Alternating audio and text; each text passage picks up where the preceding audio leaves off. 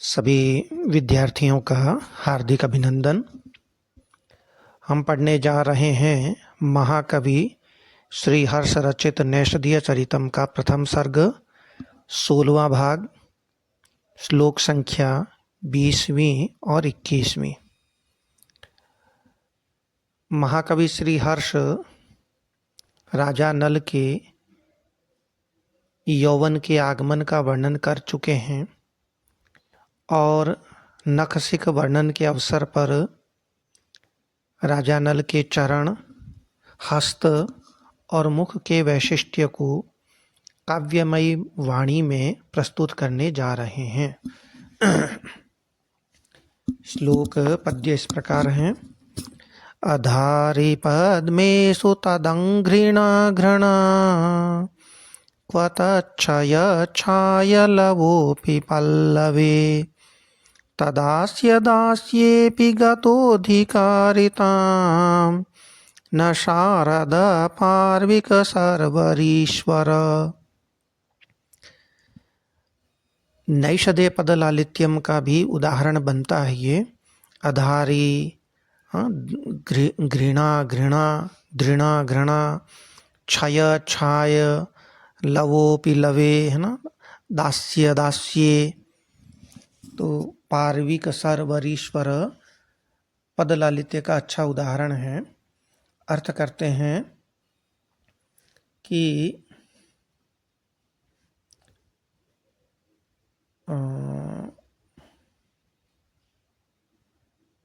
Brush लेते हैं।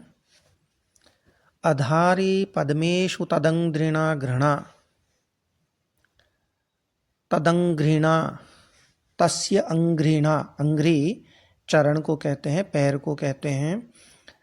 तो तदंघ्रिणा यानी तस्य अंघ्रिणा, तस्य चरणेन, उस नल के चरण के द्वारा, पद्मेषु कमलों में घृणा अधारी, घृणा धारण की गई।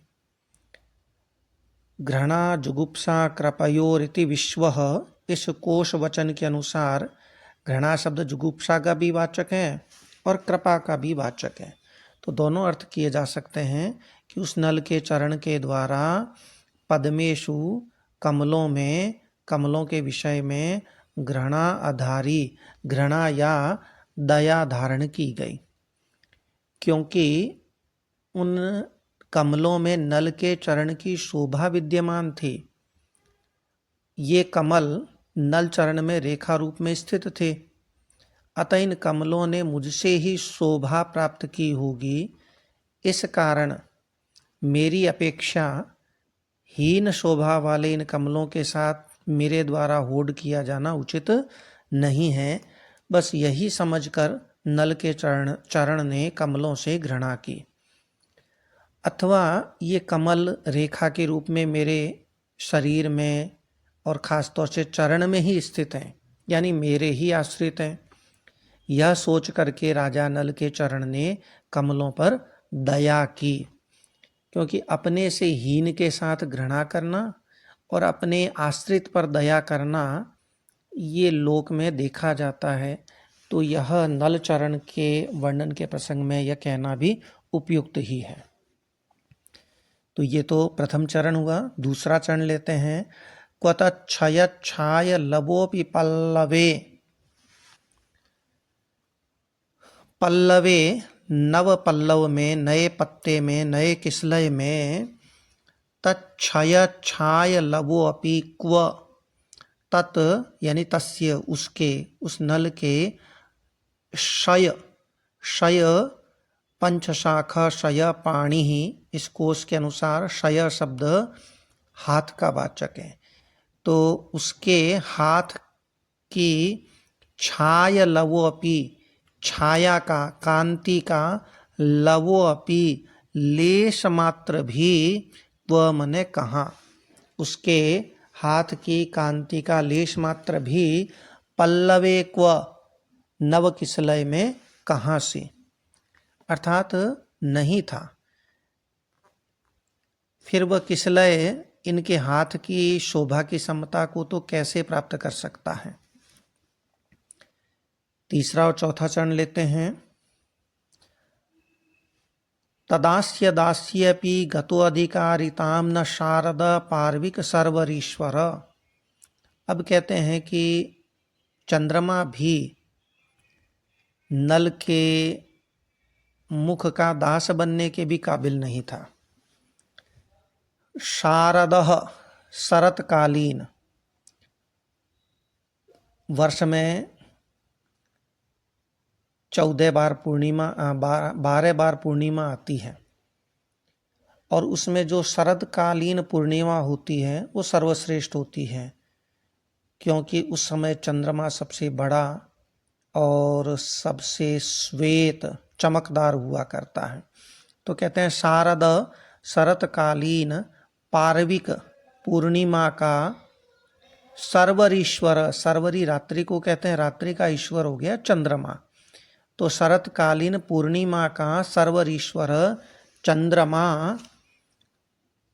तद आस्य, उसके आस्य मुख के, आस्यम मुखम, उसके मुख के दास्यपि, दासता में भी, दास बनने में भी अधिकारिताम न गतः, अधिकारिता को प्राप्त नहीं हुआ, दास बनने की योग्यता को भी प्राप्त नहीं हुआ, वह उसके काबिल भी नहीं था।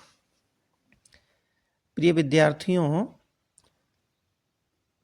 शरतकालीन पूर्णिमा का चंद्रमा उस राजा नल के मुख के दासत्व का अधिकारी भी नहीं हुआ, तो फिर ऐसी स्थिति में उसकी समता का तो प्रश्न ही नहीं उठता, क्योंकि चंद्रमा शरतकाल एवं पूर्णिमा इन दो कारण से रमणीयता को प्राप्त हुआ है, और वह भी केवल एक दिन के लिए। इसके अलावा चंद्रमा में कितनी कलाएं होती है? 16, वो 16 कलाओं से युक्त होता है उस दिन। जबकि राजा नल का मुख बिना किसी सहायता के हमेशा के लिए रमणीय था और ये 64 कलाओं से युक्त था। उस दौरान, उस काल में 64 कलाएं हुआ करती थी, वो सभी नल को आती थी, तो 64 कलाओं से युक्त था। ऐसी स्थिति में चंद्रमा नल के मुख की समानता कैसे प्राप्त कर सकता है? असंभव है। चंद्रमा तो उसके मुख की दासता को प्राप्त करने के भी योग्य नहीं है, क्योंकि जो रमणीयतम नायक होता है उसके लिए दास का भी रमणीय होना, नौकर चाकर का भी रमणीय होना भी आवश्यक होता है। अस्तु, अलंकारों का जहाँ तक प्रश्न है, एक तो अलंकार व्यतिरेक तो आपके सामने पहले ही आ गया था कि क्योंकि श्लोक में राजा नल के चरण, हाथ और मुख, इनको कमल, पल्लव और चंद्रमा से कहीं अधिक श्रेष्ठ बताया है, बढ़कर बताया है, इसलिए आधिक्य वर्णन होने से व्यतिरेक अलंकार है। अनुप्रास तो पद लालित्य के कारण स्वतः है ही।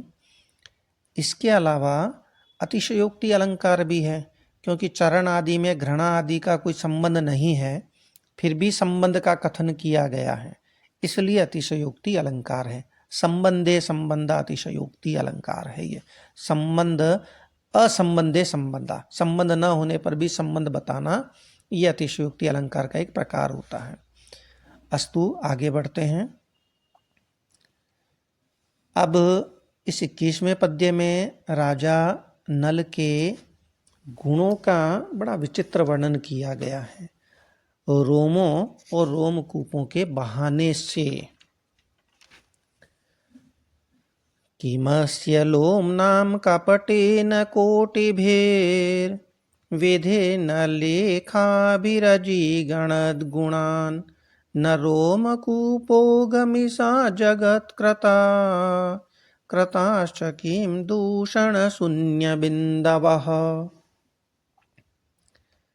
राजा नल में गुण ही गुण थे, दोष तो लेस मात्र भी नहीं था, यही इसमें बताया जा रहा है। किस विचित्र वाणी में बताया जा रहा है वो देखिए कि किम, क्या, विदेहि विधाता ने, ब्रह्मा ने, अस्य लोमनाम कपटेन, अस्य लोमनाम कपटेन, इसके नल के लोम नाम, रोम भी शब्द भी आता है, लोम भी आता है, दोनों पर्याय हैं। रोमों के जो अपने शरीर में त्वचा पर बाल होते हैं उसको लोम बोलते हैं, रोम बोलते हैं। तो रोमों के कपटेन बहाने से कोटि भी लेखा भी करोड़ों रेखाओं के द्वारा गुणान अजिगणत, गुणान गुणों को न अजिगणत नहीं गिना, अर्थात अवश्य गिना। मानव शरीर में बताते हैं कि 3.5 करोड़ रोम हुआ करते हैं और प्रत्येक रोम का एक एक रोमकूप भी होता है। अतः 3.5 करोड़ ही रोमकूप भी हुआ करते हैं। श्लोक का आशय यह है कि ब्रह्मा ने राजा नल के शरीर में विद्यमान 3.5 करोड़ जो रोम हैं, जो त्वचा के बाल हैं, उनके बहाने से राजा नल के गुणों की गणना की है। अच्छा, फिर आगे क्या है? न रोम कूपोग मिषा जगत कृता कृताश्च किम दूषण शून्य बिंदवः। और फिर क्या कहते हैं? किम, और क्या, और क्या?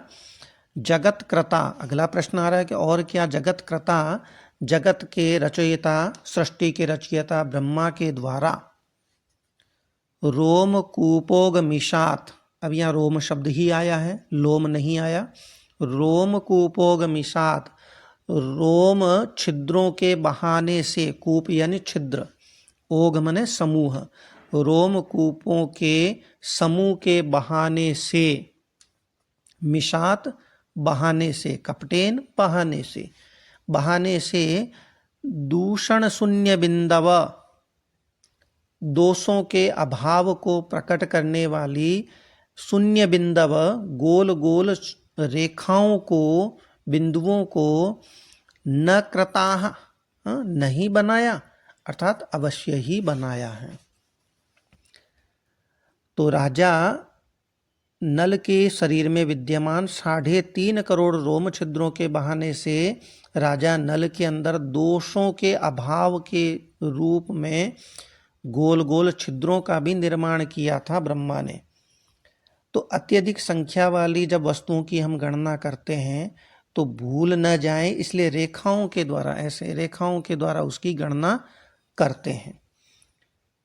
तो ये स्वाभाविक है। और जो अभाव सूचक स्थान हैं उन पर हम शून्य बिंदु बना देते हैं कि यहाँ कोई दिक्कत नहीं है, यहाँ भी दिक्कत नहीं है, अभाव सूचक बिंदु, गोलाकार बिंदु बनाते हैं। ये लोक व्यवहार में देखने को मिलता है।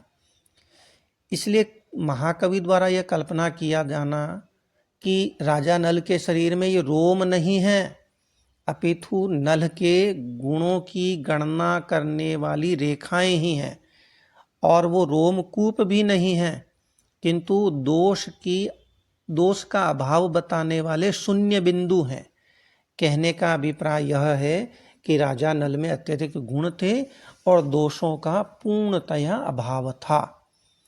तो यहाँ प्रस्तुत श्लोक में रोम और रोमकूपों का, एक तो कपट शब्द के द्वारा और एक मिश शब्द के द्वारा निषेध करके अप्रस्तुत जो गुण और दोषाभाव की सूचक बिंदुओं की उत्प्रेक्षा की गई है।